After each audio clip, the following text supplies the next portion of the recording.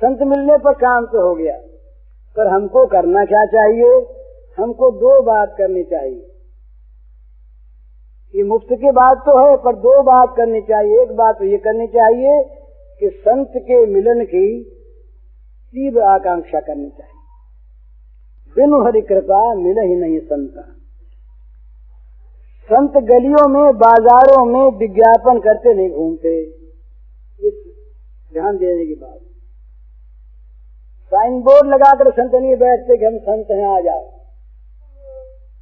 Sign board लगाने वाले हम ही लोग हैं, पर सच्ची बात है साइन बोर्ड लगा के बैठना, हम संत हैं भाई आ जाओ, उद्धार करने के लिए बैठे, उद्धार करने की दुकान खोल कर बैठे हैं। ये संत बने की दुकान नहीं खुला करती। एक बात तो संत के मिलन की आकांक्षा करनी चाहिए कि ऐसे संत जिनका मिलना ही भगवान के मिलने से बढ़कर, ऐसे संत को भगवान मिलावे। तत्कृपया लभ्य, भगवान की कृपा से ही संत की प्राप्ति होती है, अन्यथा नहीं होती। बिनु हरि कृपा मिल ही नहीं संता है। तो संगति संसिद्ध कर अंता, संत का जो मिलना है ये संसार का अंत करने वाला है, परंतु संत मिलते नहीं बिना भगवत कृपा के। तो भगवान की कृपा का आश्रय करके भगवान को पुकारे संत मिलन के लिए। एक बात। दूसरी बात, संत की एक परीक्षा करे। परीक्षा करने के बाद संत की परीक्षा हम कर नहीं सकते। मैं बता रहा हूं ना, संत की परीक्षा हम कर नहीं सकते, हमारे पास वो बुद्धि का कांटा ही नहीं है, तो संत की परीक्षा कैसे करें? हम परीक्षा तो नहीं कर सकते। अपने लाभालाभ के लिए हम संत चुन सकते। ये परीक्षा कैसे? कि जिसके संग से, जिसकी सोहबत से, जिसकी बात मानने से हमारे अंदर दैवी संपत्ति बढ़े, भगवान की ओर वृत्ति लगे, संसार से वृत्ति हटे, पापों से मन हटे, हमारे लिए वो संत है। और जिसके संग से हमारा मन भगवान से हटकर भोगों में लगे, हमारे मन में पाप वासना उठे, हमारा मन भगवान से हटे, हमारा मन विषयों की ओर दौड़ने लगे, तो समझना चाहिए कि हमारे लिए भाई ये चाहे संत होंगे, हमारे लाभ की वस्तु नहीं। इस प्रकार से अपने मन में अपने लाभ आने की बात सोच करके संग करे। संग करे, संग करने का अर्थ साथ रहना नहीं है। संग करने का वास्तविक अर्थ है सेवन करना, उसके उपदेशों का अपने जीवन में उतारना। जिस प्रकार से हमें संत कहें, उस प्रकार से हम अपने जीवन में उस प्रकार का बनने की चेष्टा करें। ये संत सेवन है।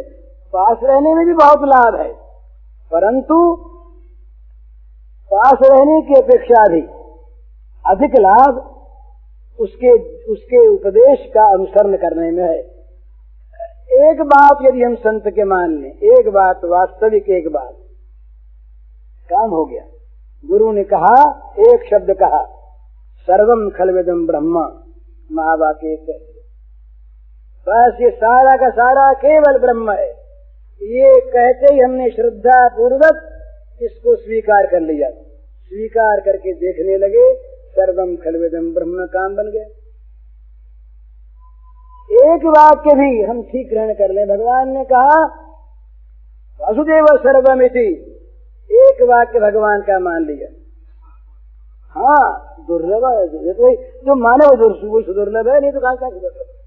हाँ, और एक बात साधन में एक बात मान ले, माम एकम शरणम ब्रज, सारा काम हो गया। भाई जा कहाँ कहाँ भटकते, भगवान ने तो ऐसी ऐसी दया की है। अरे बोले कहाँ कहाँ भटकते हो तुम, छोड़ो ना सब इन बकेड़ों को। यही शब्द है, सर्वधर्मान परित्यज्य, छोड़ो। माम एकम शरणम ब्रज अहम त्वा सर्व पापेभ्यो मोक्षयिष्यामि मा शुच। गीता का प्रारंभ होता है अशोचादन शोचस्त्वम से, और है वहां से भी, और गीता का तो गीता का परिहार होता, उपसंहार होता है माँ शुच से अंतिम, और बीच की चीज गीता का प्रारंभ होता है शिष्यस्तेम साधिमाम त्वाम प्रपन्नम से, और उसकी अपूर्णता को दूर करने के लिए भगवान उपसंहार करते हैं माम एकम शरणम ब्रज। शरणागति में कसर रह गई थी, कुछ कसर तो नहीं रहती, अर्जुन के लिए शरणागति में कसर रह गई, ये हम जैसे लोग हैं तो बड़ा अपराध है। अर्जुन तो भगवान के स्वरूप है महाराज, नर नारायण नरम से नरोत्तम, नर की ही व्यास भगवान ने वंदना की है, लेकिन अर्जुन के कहने के बाद भगवान ने महिमा प्रकट की। अर्जुन ने कहा महाराज शिष्यस्तेम साधिमाम त्वाम प्रपन्नम, समझ में नहीं आता क्या करूं, आपका शिष्य, आपके शरणागत, आप मुझे मार्ग बताओ। इतना कहकर भगवान की बात सुने बिना ही, उत्तर दिए बिना ही अर्जुन ने अपना निर्णय दे दिया, नहीं गोविंद मुक्ता लड़ूंगा नहीं। तो भगवान हंसे, अरे तुम पूछ रहे थे हमसे, बताओ क्या करें, और हमारा उत्तर मिले बिना ही अपना निश्चय तो व्यक्त कर दिया, लड़ेंगे नहीं। हम कहते मत लड़ो तो नहीं लड़ते। अच्छा हुआ ये गीता का बीज, अगर अर्जुन यो नहीं कहते, वहीं कह देते अच्छी बात है, तो गीता चलती ही नहीं, फिर सारा खत्म हो जाता मामला वहीं पर। तो अर्जुन के ब्याज से हम लोगों पर कृपा करके भगवान ने अर्जुन के मुंह से ये कहलवाया, अर्जुन तुम कह दो। तो शरणागति में पूर्णता कब होती है, जब सारे बखेड़ों पर से चित्त हट जाता, ये भी करो वो भी करो, अरे सब करो, पर ये अलग अलग सब करो तो बड़ी झंझट है।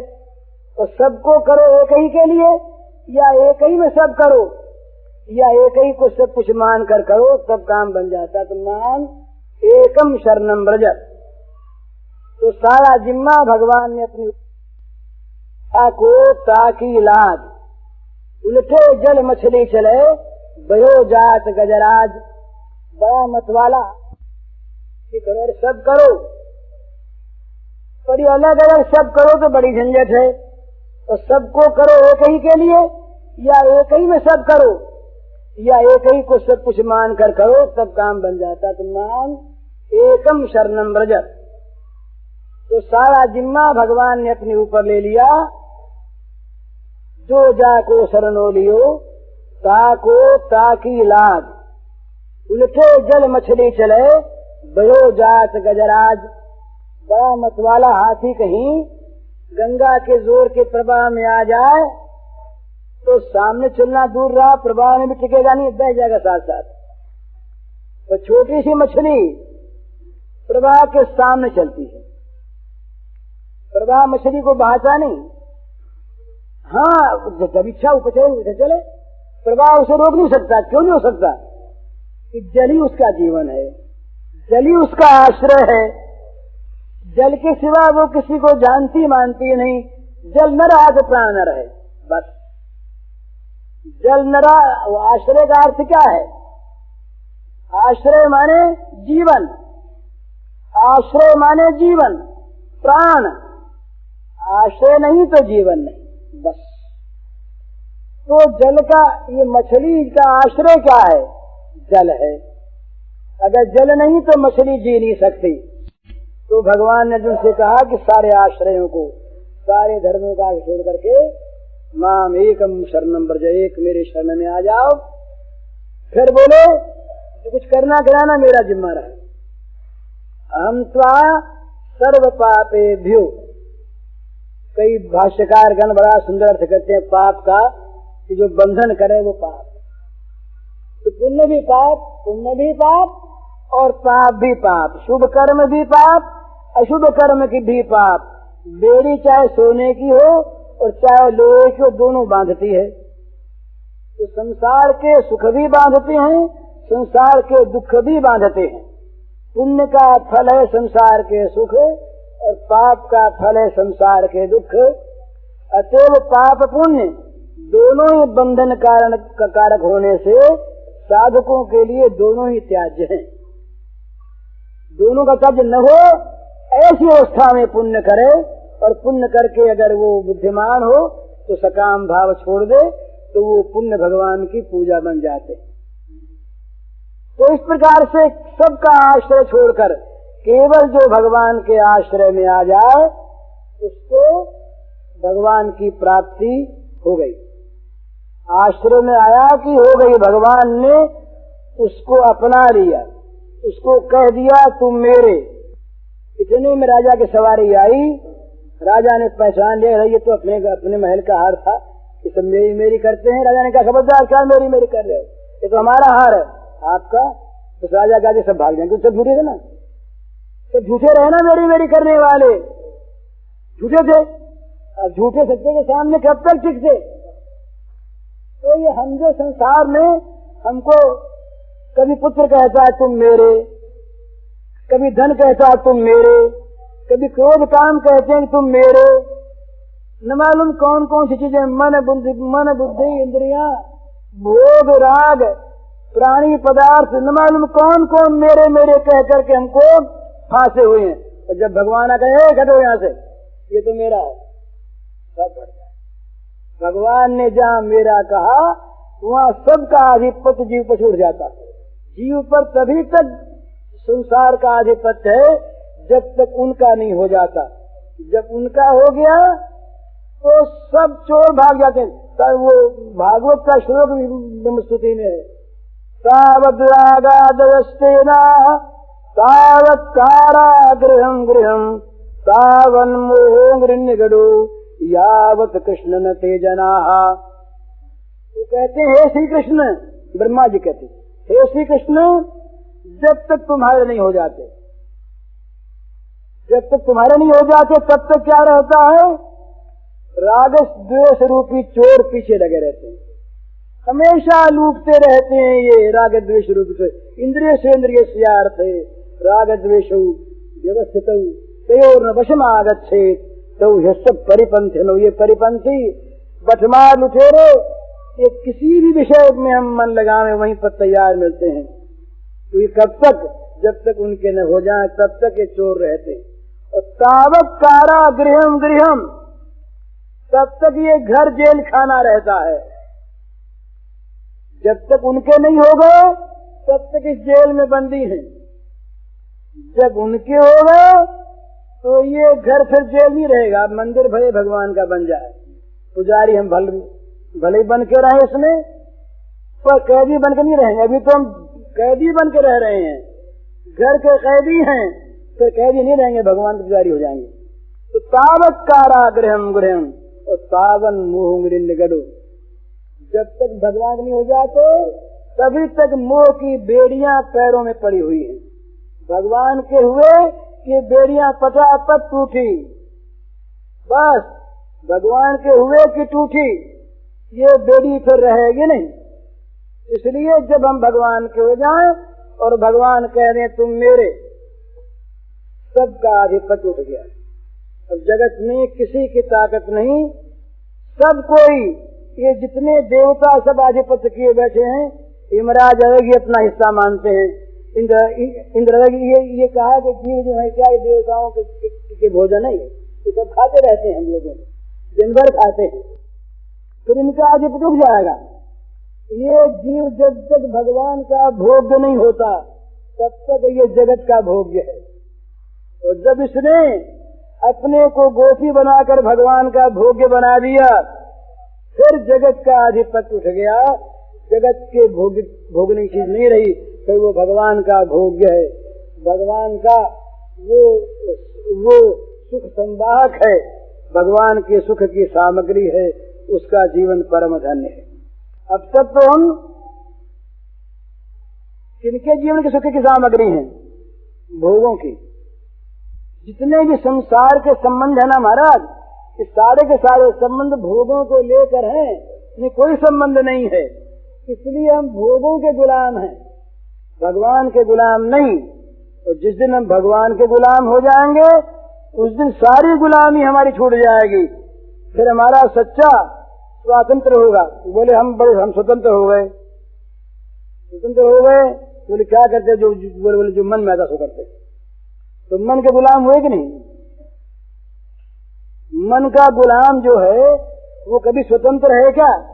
आज का पढ़ा लिखा आदमी बड़े गर्व से कहता है कि हमारा व्यक्ति स्वतंत्र है। अर्थात हम किसी किताब को, किसी आदमी को, किसी महात्मा को, संत को, किसी आप्तवाक्य को नहीं मानते। यदि क्या मानते हो, क्या करते हो? जो मन में आता सो। गर्व से कहता जो मन में आता सो, अर्थात मन के गुलाम हो गए। शास्त्र कहते रहे मन की गुलामी को छोड़ो, जहाँ मन जाए वहां न जाओ। मन लोभी, मन लालची, मन चंचल, मन चोर, मन के मते न चालिए, पलक पलक मन और। मन के मते से अभी तो मन ये कहेगा करे लगेगा। मन लोभी, मन लालची, मन चंचल, मन चोर, मन के मते न चालिए, पलक पलक मन और। पर जो मन के गुलाम वो भगवान के दास कैसे? इसलिए जब तक हम भगवान के दास नहीं होते तब तक हमारी गुलामी कभी दूर नहीं होगी, चाहे हम अपने उस गुलामी को परम स्वातंत्र कह दें। उसमें क्या, हमारे वो मौलवी लियाकत हुसैन थे कलकत्ते में स्वदेशी आंदोलन में, हमारे साथी रहे। तो वो उन्होंने एक दुकान खोल रखी थी, नकली दुकान थी, क्रांतिकारी आदमी थे। तो दुकान में को 2-4 रुपए का सामान स्टेशनरी का था, पेंसिल मिलकर। उसका नाम रखा था कुबेर भंडार। दुकान का नाम था कुबेर भंडार। कॉर्नवालिस स्ट्रीट की एक गली में दुकान, उसमें 2-4 रुपए का सामान मुश्किल से था। इसी प्रकार से हम अपना नाम कुछ भी रख लें, नाम रखने से चीज नहीं आती। जब तक वस्तुतः उस प्रकार की स्थिति नहीं है, वो वस्तु नहीं है, तब तक नाम वाम का कोई मूल्य नहीं, कोई मूल्य नहीं। इसलिए हम भगवान के वास्तव में हो जाए, भगवान कह रही हमारे, तो हमें अनुभव होगा फिर स्वतंत्रता का। जगत की कोई भी स्थिति हमारे मन को डुला नहीं सकेगी। अब तो जरा सा प्रतिकूलता का भाव दिखा कि चिंता हो जाती है, क्या होगा भाई। ये चिंता क्या सिद्ध करती है? चिंता सिद्ध करती है कि हम किसी चीज की आशा रखते हैं, हम किसी वस्तु के गुलाम हैं। बड़ी चिंता, कभी दुख कभी सुख। सुख भी गुलामी का होता है। वो वस्तु न मिली तो सुख नहीं होगा ना। क्या सोचिए ना, हमारा सुख क्या है? अनुकूल वस्तु मिली तो सुख और न मिले तो दुख। तो हमारा सुख वस्तु का अधीन रहा ना, उस वस्तु के हम गुलाम रहे कि नहीं? दूसरे के अधीन हमारा सुख है, अधीन दुख है, तो हम स्वतंत्र कहाँ हैं? स्वतंत्र तब हम हैं, जगत की कोई वस्तु हमें न सुखी बना सकती है न दुखी बना सकती है।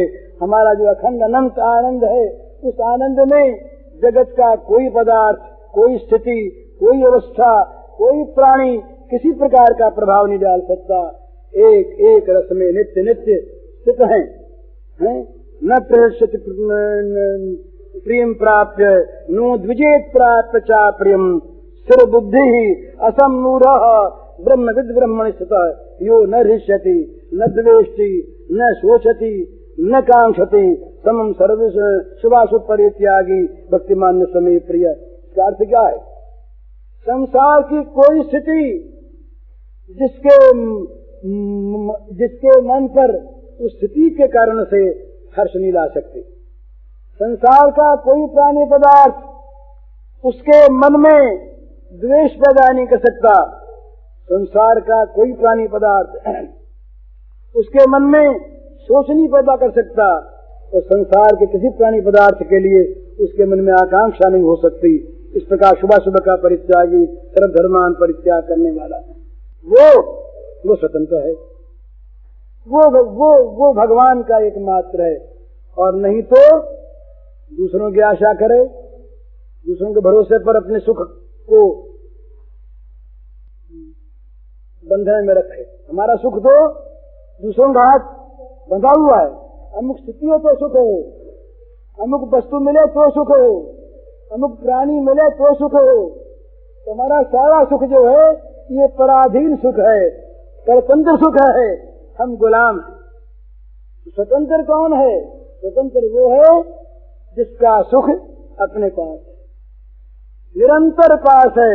संसार की कोई स्थिति उसके सुख को डुला नहीं सकती, हिला नहीं सकती। वो सुख उसका अपना है, अपने पास है, नित्य है, सत्य है, किसी वस्तु के अधीन नहीं है। वस्तु जाए या आवे, है, रहे या नाश हो जाए, एक हो या बहुत हो जाए, बहुत होकर के सब मिट जाए।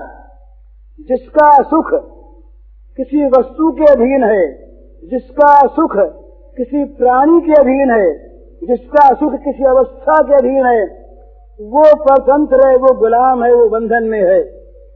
वो कहाँ सुखी है?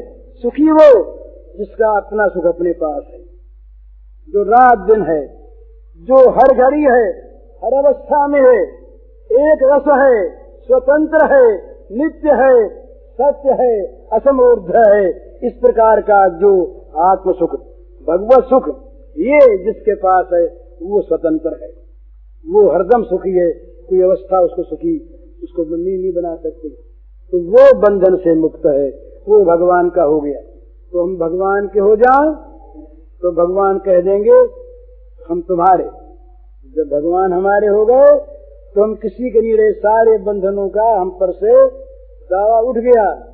जो अपना अपना कह के हमको आज तक बांधे हुए थे, भगवान के शरण में आते ही भगवान के बंधु सब कह देंगे अरे हम झूठ बोलते थे भाई, ये चीज तो हमारी नहीं है, तुम झूठे तो अपने कहते थे, ये तो भगवान के।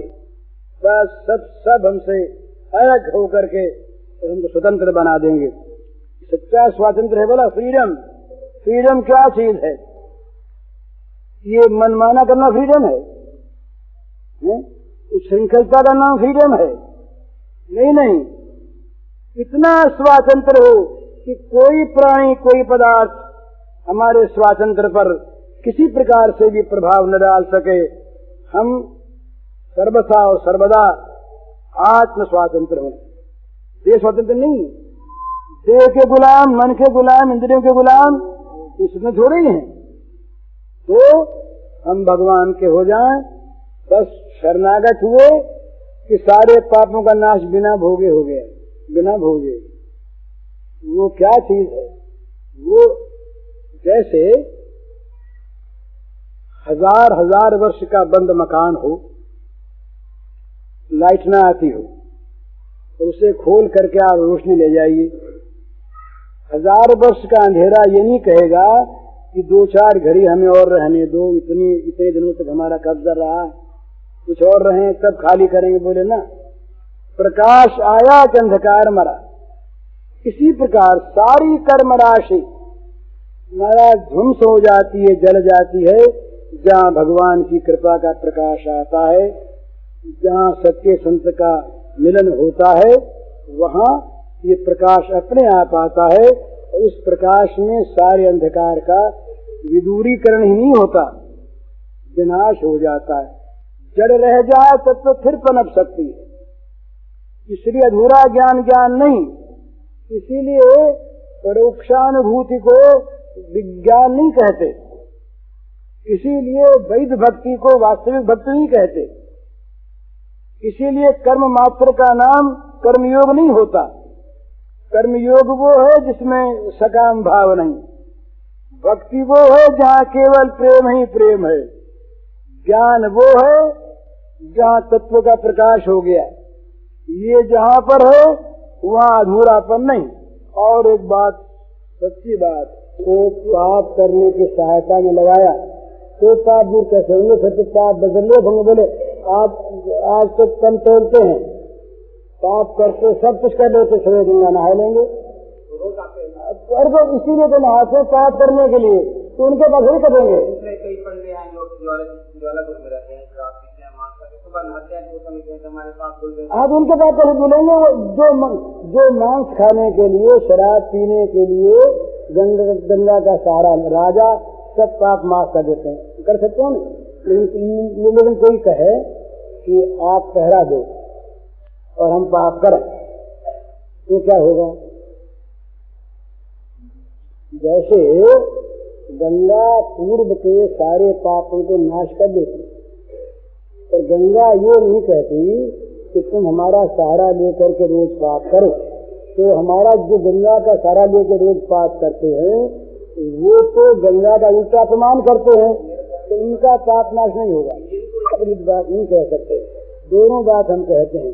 तो राम नाम से, गंगा स्नान से, संत मिलन से पाप नाश होगा ही होगा ही होगा ही। इसमें हमको कोई संदेह नहीं, हमें कोई संदेह नहीं ना इसमें। हम आपकी बात मान करके क्यों कह दें? हमारा अनुभव हमें कहा, हमने एक चीज खाई है, आप कहते इसका स्वाद ये नहीं है, हम कहते हैं आपको नहीं आया, आप न माने। हमको स्वाद आया, हम कैसे आपकी बात को मान करके अस्वीकार कर दें कि स्वाद नहीं आया? लेकिन साथ साथ ये मानते हैं, ये हम कहते हैं, बार बार कहते हैं कि राम नाम के भरोसे, राम नाम की सहायता लेकर, गंगा की सहायता लेकर, संतों की आड़ लेकर, भगवान की आड़ लेकर जो पाप करते हैं उनके पाप भूलते नहीं, उनके पाप तो और भी बजरलेस होते हैं।